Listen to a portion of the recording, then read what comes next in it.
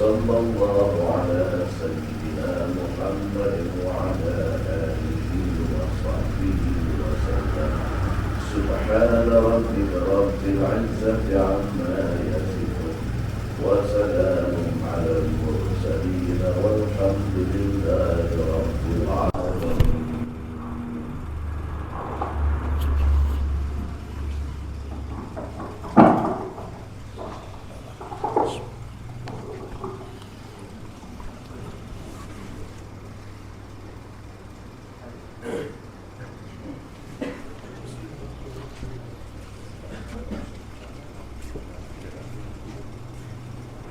Assalamualaikum warahmatullahi wabarakatuh. Alhamdulillahi rabbil alamin. Wassalatu wassalamu ala ashrafil anbiya'i wal mursalin wa ala alihi wa sahbihi ajma'in. Subhanaka la ilma lana illa ma 'allamtana innaka antal alimul hakim. Wala hawla wala quwwata illa billahil aliyyil azim. Alhamdulillah, kita syukur kepada Allah yang telah melimpahkan kepada kita rahmatnya dan ni'matnya. Muslimin muslimat yang dihormati dan dikasihi sekalian, kita sambung sirah Nabi Nuh alaihissalam. Nabi Nuh alaihissalam dalam dakwahnya, dalam perjuangannya mengajak manusia beriman kepada Allah, menyatakan dia bukan orang sesat sebagaimana yang dikatakan oleh kaumnya. Kaum dia kata Nabi Nuh ini sesat.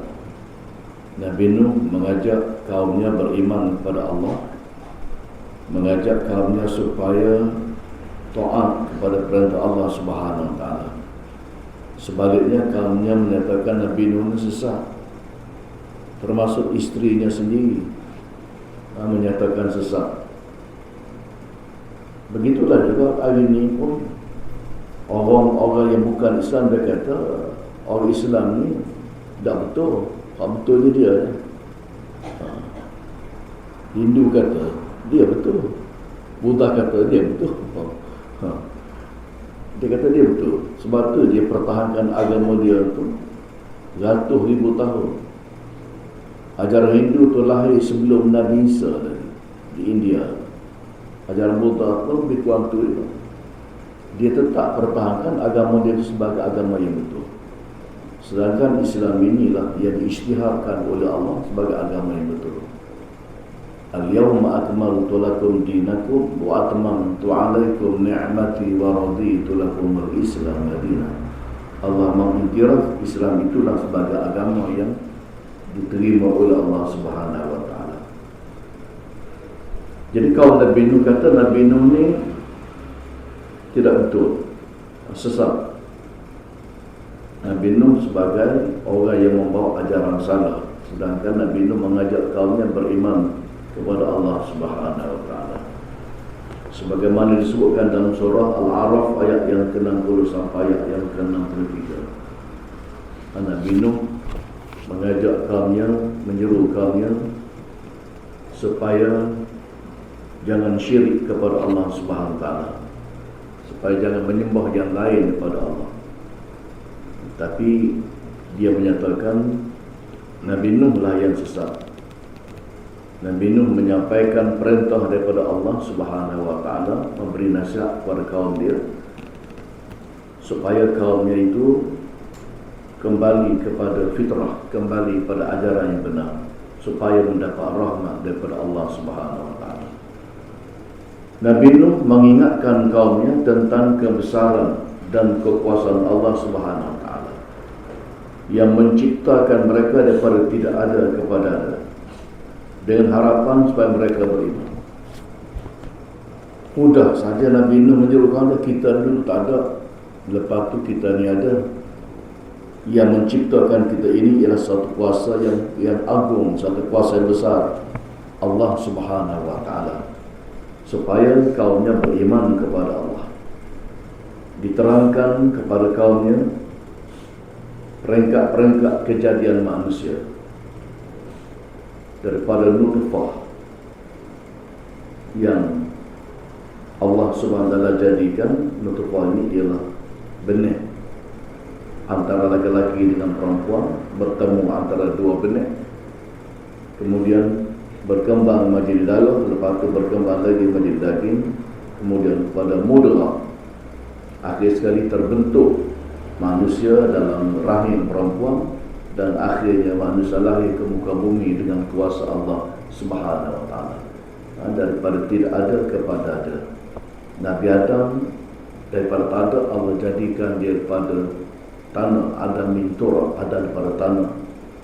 Dan daripada keturunan Adam itulah manusia membira menjadi jumlah yang sangat ramai. Di zaman kita ini jumlah manusia sangat ramai, anak cucu Nabi Adam AS. Malakum la tarjuna lillahi waqara wa qad khalaqakum atwara. Mengapa kamu berkeadaan tidak menghargai kebesaran Allah dan kekuasaannya, padahal sesungguhnya Dia telah menciptakan kamu dengan kejadian yang berperingkat-peringkat.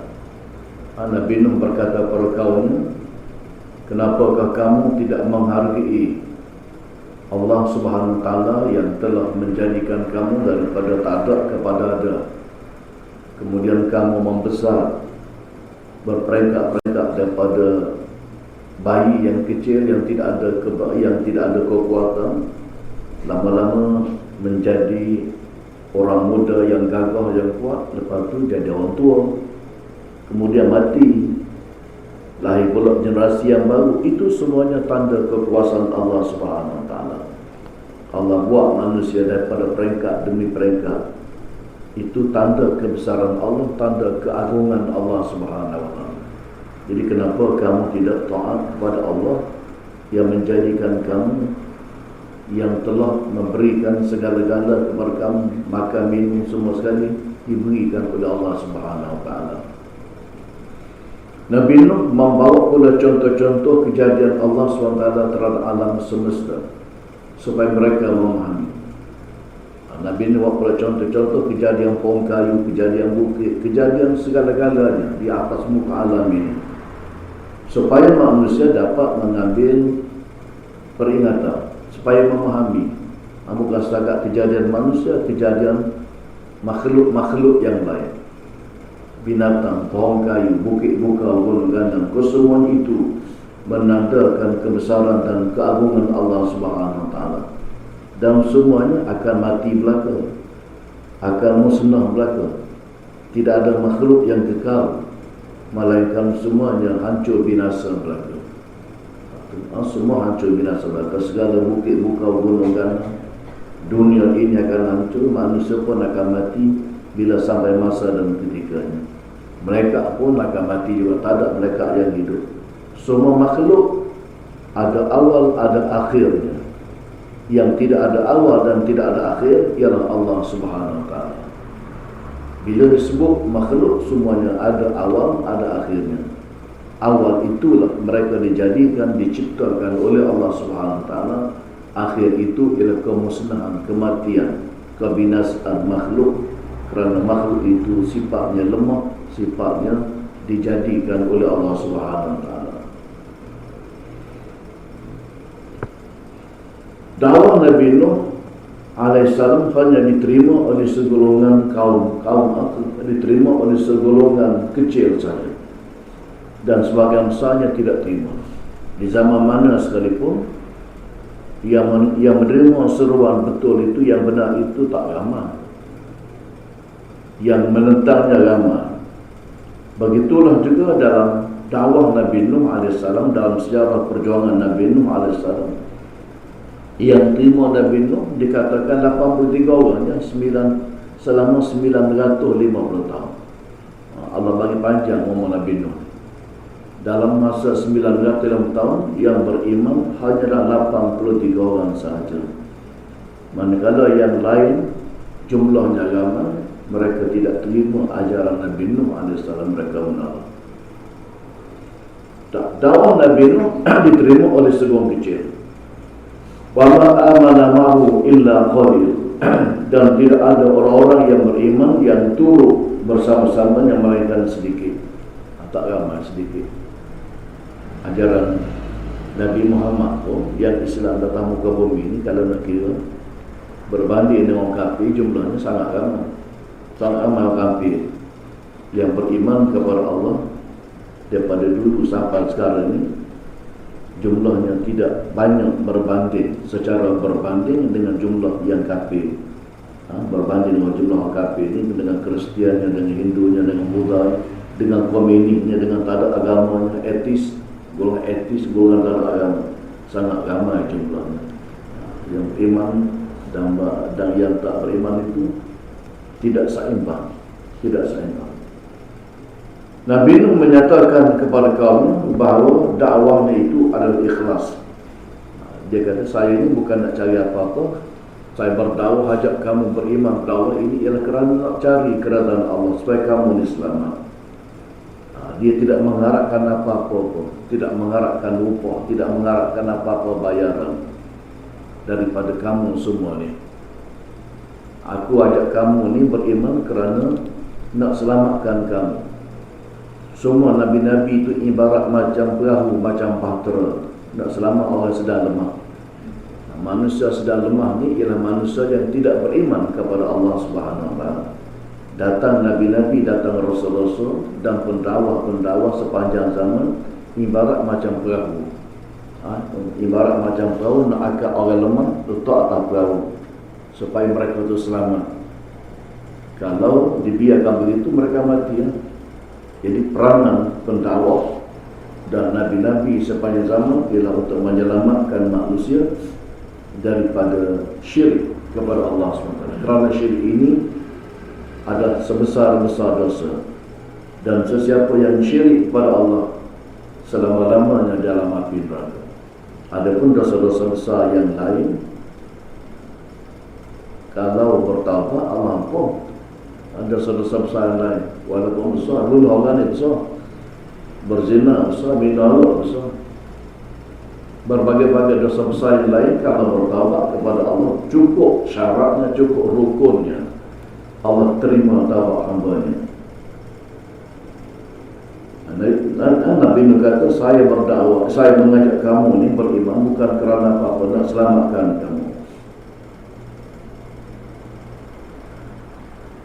Allah Subhanahu Wa Taala berfirman, wa ya qaumi la as'alukum 'alaihi mala in ajra illa 'ala Allah wa ma ana biqaridil ladzina amanu innahum mulaqu rabbihim walakinni arakum qauman tajhalun. Dan ketahuilah wahai kaumku, aku tidak meminta kepada kamu sembarang harta. Aku dah minta upah pada kamu dalam menyampaikan ajaran agama ni. Aku tak minta upah daripada kamu, melainkan daripada Allah semata-mata, mengharapkan kerajaan Allah Subhanahu Wa Taala semata-mata.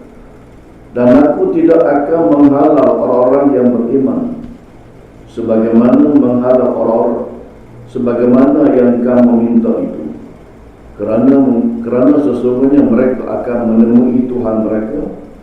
Padahal itu mereka akan menuntut menerima hak masing-masing. Tetapi aku nampak kamu semua kaum yang tidak mengetahui apa yang mesti diketahui. Nabi Nuh mengingatkan kepada kaumnya supaya teguh, taat, patuh kepada perintah Allah SWT.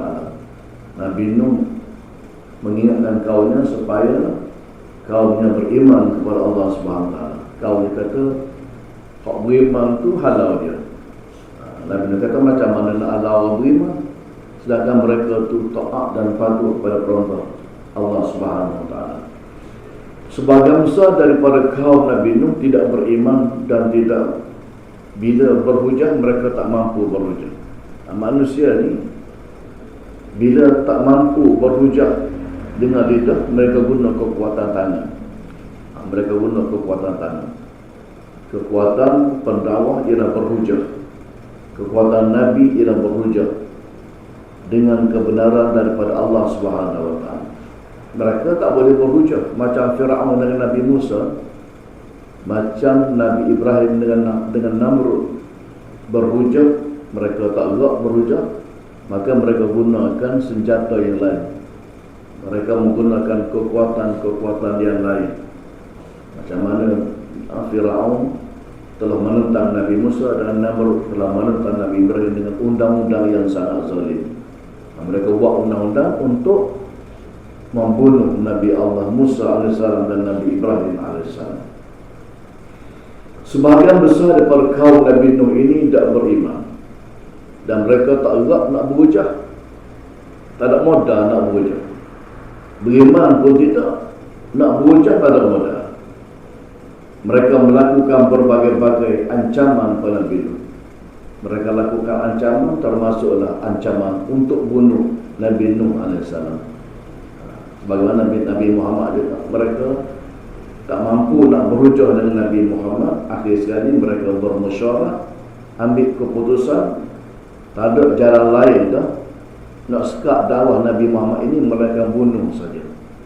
Sebab itulah Nabi berhijrah ke Madinah, kerana ramai umat Islam yang kena tindas, yang kena bunuh beramai.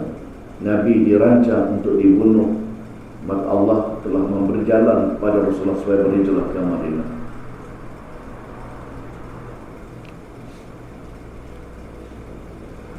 Allah Subhanahu wa ta'ala berfirman, qalu la in lam tantahi ya Nuh la takunanna minal marjumin. Mereka mengurung Nabi Nuh dengan berkata, jika engkau tidak mahu berhenti daripada berdakwah, daripada menyampaikan agama ini, wahai Nuh, sudah tentu engkau akan menjadi daripada orang-orang yang direjam. Direjam teman, dia akan dibunuh. Nah, kalau kamu teruskan juga kerja dakwah kamu ni Nuh, kata kaum dia, maka kaum dia telah memberi amaran pada Nabi Nuh akan direjam, akan dihukum, hukum bunuh, akan dibunuh. Mereka juga menyakitkan fizikal Nabi Nuh dengan memukul, dengan pukulan yang keras. Tetapi baginda tetap bersabar.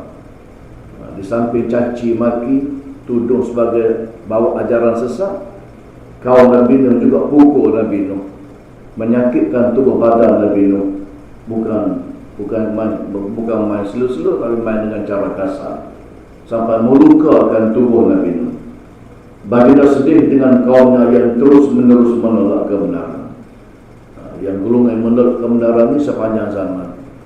Menolak kebenaran itu sepanjang zaman, sampai ke zaman kita pada ini terdapat sebahagian manusia menegakkan kebenaran, sebahagian manusia menentang kebenaran.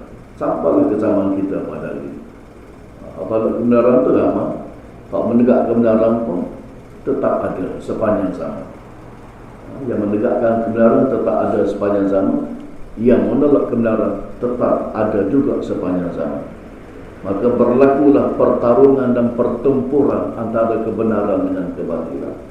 Sama ada di medan perang yang melibatkan senjata pedang, tombak, senapan, bom dan seumpama, ataupun terlibat dalam pilihan raya ini pun peperangan itu.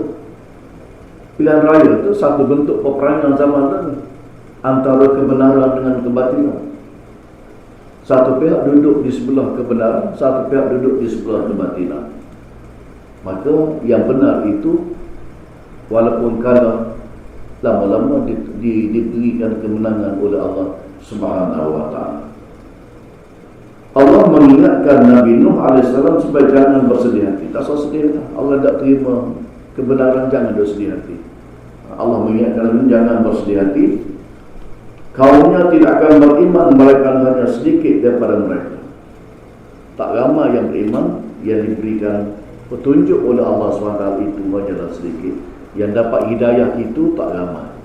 Begitulah juga yang datang ke rumah Allah dengan yang pergi ke tempat-tempat yang tidak, tempat yang tidak, orang panggil tempat yang tidak boleh memberikan hidayah, lebih ramai daripada datang ke rumah Allah. Tak mari masjid surah ni tak ramai mana.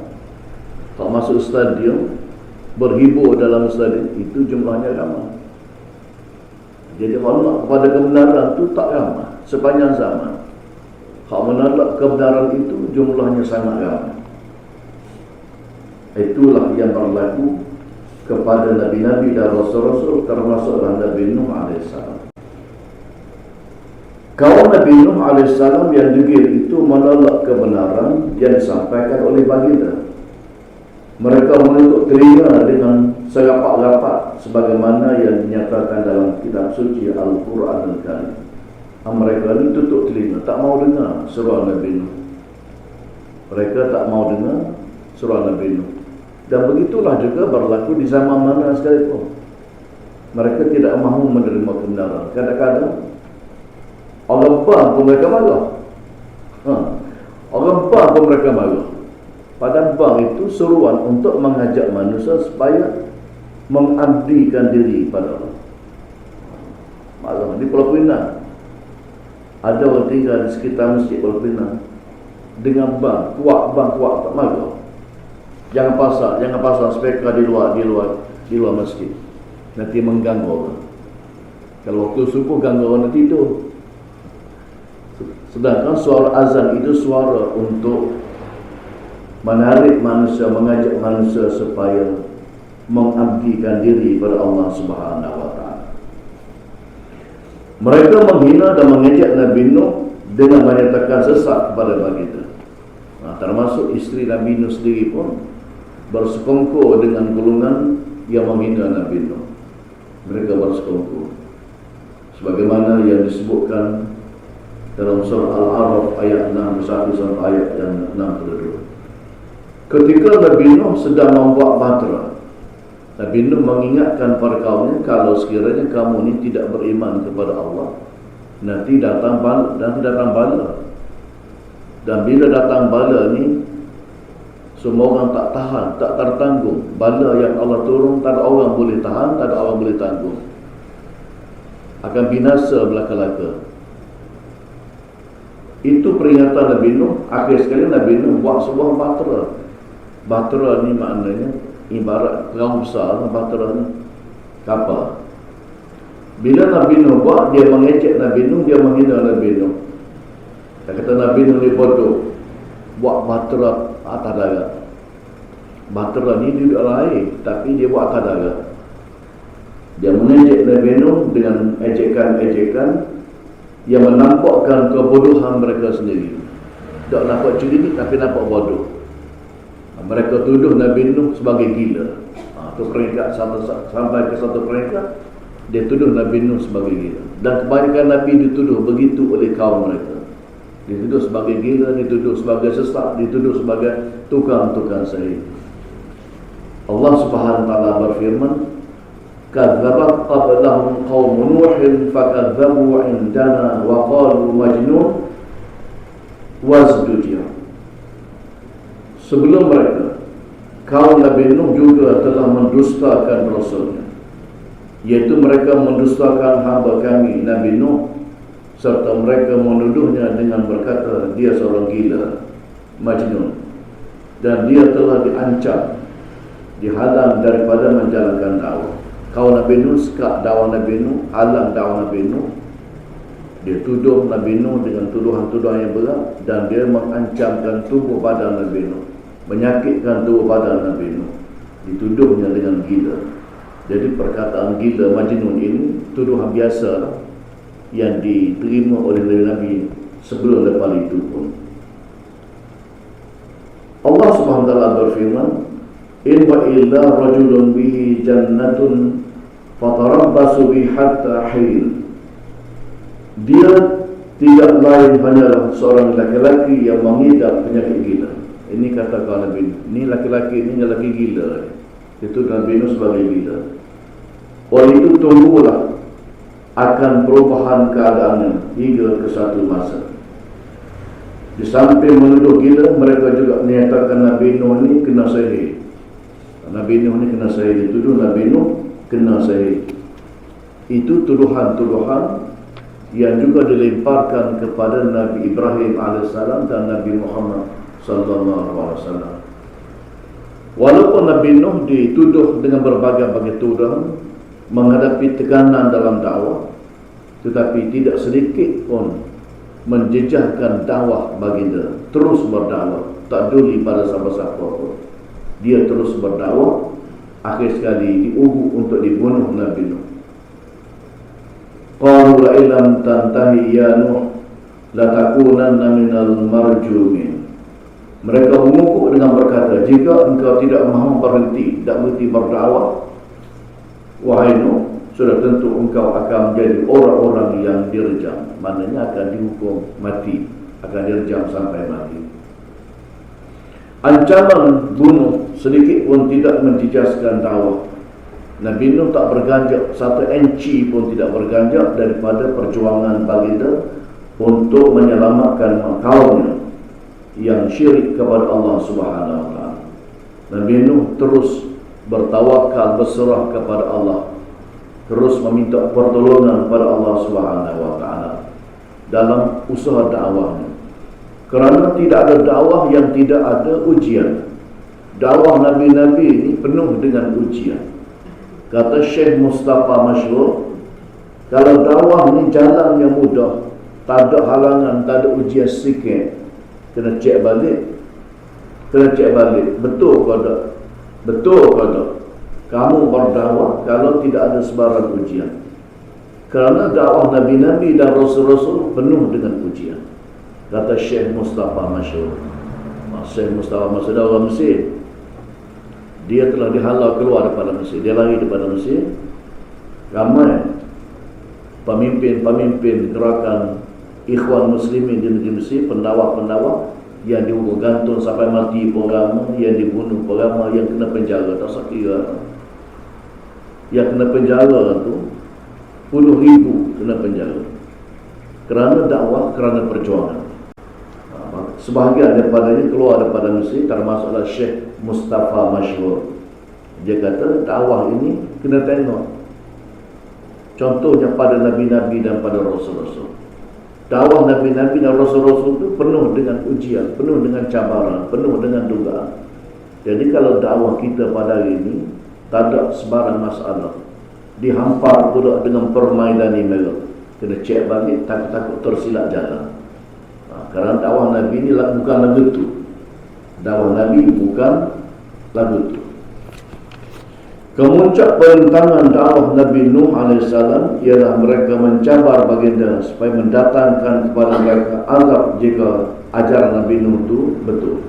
Kalau ajaran betul Nuh, bawalah kepada kami ini satu azab. Mana ini satu malapetaka. Tolong bawa malapetaka. Kalau ajaran ini betul, itu cabaran-cabaran yang selalu dikemukakan oleh pemimpin-pemimpin jahiliyah sepanjang zaman. Sejarah Nabi-Nabi itu diancam sedemikian rupa dan mereka dicabar sedemikian rupa. Nabi itu menjawab bahawa azab itu adalah urusan Allah. Masalah azab, masalah bencana, bala ni bukan kerja saya. Itu adalah urusan Allah SWT. Bila Allah nak menurunkan bala, Allah turun bala. Bala ada bentuk gempa bumi yang berlaku kepada kaum Ad dan kaum Thamud. Dan begitulah bala-bala yang berlaku kepada kaum yang lain terdahulu. Nabi Nuh kata bukan kerja aku, bala-bala ni itu urusan Allah SWT. Cuma aku nak beritahu pada kamu, kalau kamu ni menentang Allah, kamu akan ditimpa azab, ditimpa bala. Atas muka bumi ni kena ada. Tidak ada siapa pun yang boleh menahan bila datangnya bala daripada Allah Subhanahu wa taala. Qala innama ya'tikum billah insya wa ma antum bimu'jizin. Nabi Nuh menjawab, sesungguhnya Allah jualah yang akan mendatangkan azabnya kepada kamu. Aku ni tolong beritahu je, yang datang azab kepada kamu ni ialah Allah Subhanahu taala. Dan bila azab ni datang, tak ada siapa boleh halang, tak ada siapa boleh stop. Dalam berbagai-bagai bentuk. Nabi Nuh memperingatkan kepada kaumnya. Nabi Nuh menyatakan tidak ada guna yang memberikan nasihat jika dikir tak mahu menerima nasihat. Semua manusia akan kembali kepada Allah. Dan pada hari kiamat nanti semua orang akan menerima balasan yang setimpal. Semua manusia akan mati belaka, kata Nabi Nuh. Atas muka bumi ini bolehlah cakap agak, sombong, takabur, merasakan diri kuat, tapi manusia ini sifatnya lemah, akan bertemu dengan azab Allah SWT. Atas muka bumi pun akan bertemu dengan azab Allah. Di akhirat nanti sudah tentu akan bertemu dengan azab Allah SWT. Cabaran kaum Nabi Nuh itu dijawab oleh Allah SWT. Bila diminta Nabi Nuh menurunkan bala bencana, dicabar Nabi Nuh, dia kata itu bukan kerja aku, itu kerja Allah SWT. Menurunkan bala bencana, maka Allah menjawab dengan turunnya bala bencana. Allah hantar taufan yang kuat, ribut yang kuat, angin yang kuat, dan ikuti dengan turunnya hujan daripada langit. Tak berhenti hujan turun, daripada bumi pula memancuk tubik air. Air tubik daripada perut bumi, daripada atas turun air, daripada bumi naik air cepat. Air itu tinggi sehingga gunung yang tinggi, gunung Judi yang tinggi pada waktu itu ditenggelami oleh air. Allah jawab kaum Nabi Nuh yang minta supaya diturunkan bala kepada dia. Dia minta Nabi Nuh, Nabi Nuh kata itu bukan kerja aku, itu kerja Allah. Fa'akhadhahum tufan wa hum zalimun. Akhirnya mereka dibinasakan oleh angin yang kuat, dibinasakan oleh ribut yang kuat. Mereka itu menjadi manusia yang ditenggelami oleh air. Nabi Nuh AS mengadu kepada Allah kerana dakwahnya tidak berjaya menarik sebagian besar kawannya. Nabi Nuh mengadu kepada Allah, tak ramai ikut dia, yang ikut dia sedikit. Mereka mengingkari seruan Nabi Nuh walaupun baginda berdakwah dengan berbagai pendekatan. Nabi Nuh berdakwah bagai-bagai.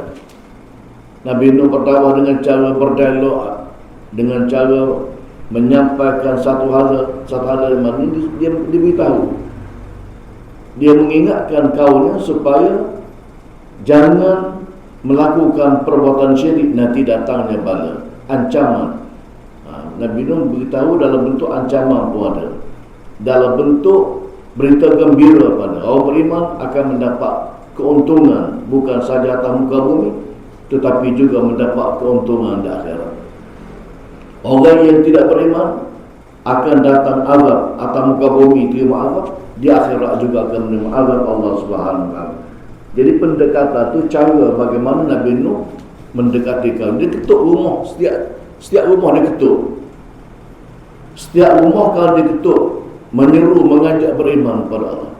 Tak ada rumah yang tidak diketuk, tak tertinggal sikit pun. Tak ada rumah yang tidak diketuk oleh Nabi Nuh, melainkan semua sekali Nabi Nuh ajak mereka beriman kepada Allah Subhanahu wa taala. Nabi Nuh akhir sekali mengadu kepada Allah. Nabi Nuh mengadu kepada Allah. Tak ada siapa yang boleh memberikan pertolongan melainkan Allah Subhanahu wa taala. Bukan setakat menolak seruan Nabi Nuh AS, tetapi mereka memukulnya dengan pukulan yang kuat sampailah baginda pingsan. Sampai kat pingsan, dipukul, ditendang terajang Nabi Nuh sampai ke peringkat pingsan. Itulah dakwah yang sebenarnya, penuh dengan cubaan, penuh dengan ujian. Hari ini dakwah tidak sebagaimana dakwah Nabi-Nabi. Kita melihat pendakwah-pendakwah dalam keadaan tidak diuji dengan ujian yang berat. Hari ini tidak diuji dengan ujian yang berat sebagaimana dakwah Nabi-Nabi dan Rasul-Rasul pada zaman yang silam. Kalau berat sikit pun, gerakan Ikhwan Muslimin di negeri Mesir dan di negeri-negeri yang lain menghadapi tekanan yang kuat daripada pemimpin-pemimpin dalam negara yang berkenaan. Kalau Mesir lah, dan di Syria, tubuh yang lemah itu dimasukkan pula ke dalam guni dan dicampakkan di atas jalan raya supaya mati. Dia tangkap Nabi Nuh, dibubuh dalam guni, dan kita dalam guni jalur tak besar. Dia tangkap Nabi Nuh, dibubuh dalam guni, dicampak atas jalan raya supaya tubuh Nabi Nuh diligang oleh kenderaan yang lalu lalang atas jalan raya. Tujuan Rasul mati kan? Tujuan Rasul Nabi Nuh ni mati. Macam-macam cara dia buat. Nabi Nuh tidak membalas kejahatan dengan kejahatan. Nabi Nuh tidak balas kejahatan dengan kejahatan. Itulah sebenarnya pendakwah. Kata Imam Hasan Al-Banna, pendakwah ni, kata Imam Hasan Al-Banna, macam budak baling batu, baling kayu pada pokok yang berbuah. Dia baling lepung pada pokok yang berbuah. Buah lepak di jula-jula pokok. Pokok tidak baling tak baling batu kepada budak. Pokok tak baling kayu pada budak. Pokok campak buah kepada budak. Budak baling batu, baling kayu. Pokok tidak balah dengan baling batu dan kayu, tapi pokok campak buah. Itu sifat pendakwah. Walaupun orang buat macam-macam perbuatan kenayaan, perbuatan yang tidak baik, dia tidak balas dengan perkara yang sama. Dia buat kebaikan. Orang melakukan kejahatan dibalas dengan kebaikan.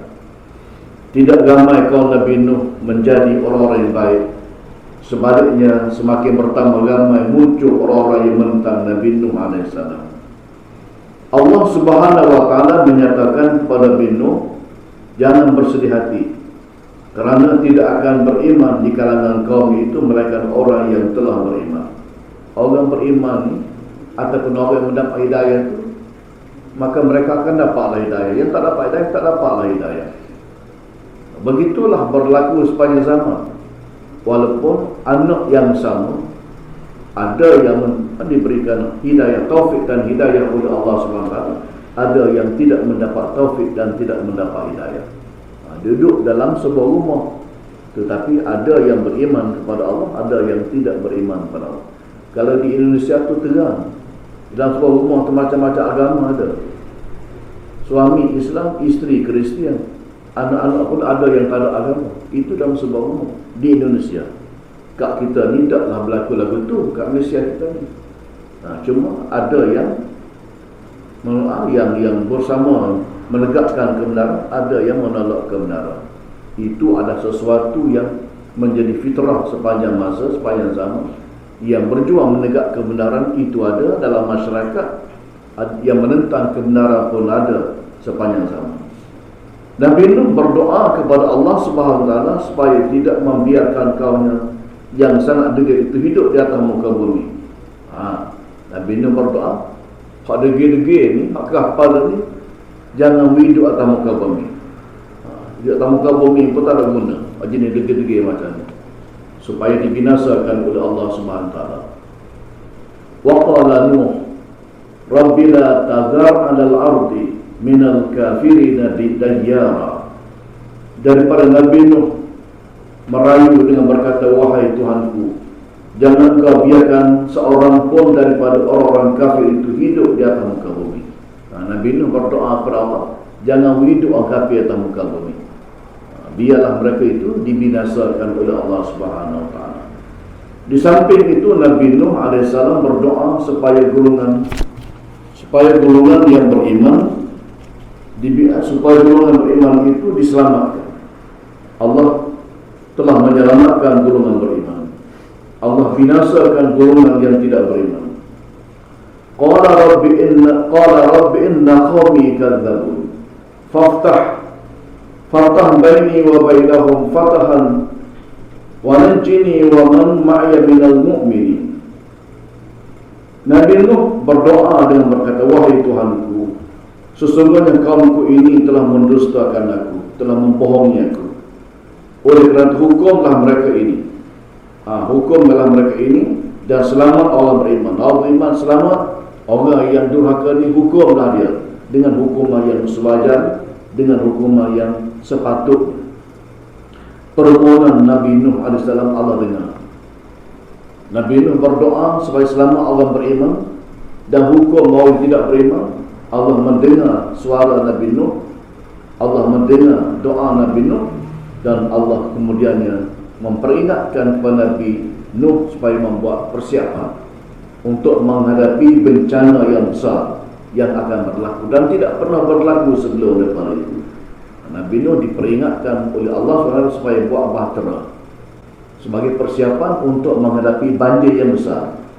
supaya yang beriman selamat, yang tidak beriman dibinasa ke dalam banjir yang besar, termasuk isteri Nabi Nuh sendiri pun mati dalam banjir yang besar itu, dan seorang anak Nabi Nuh yang bernama Kanaan mati dalam peristiwa banjir yang besar itu. Muslimin muslimat yang dihormati sekalian, itu sebahagian daripada kisah perjuangan Nabi Nuh, dakwah Nabi Nuh dalam perjuangannya untuk menegakkan agama Allah SWT pada zamannya. Jadi kita sambung dalam kuliah kita yang akan datang. Wallahu alam, wabillahi taufiq wal hidayah.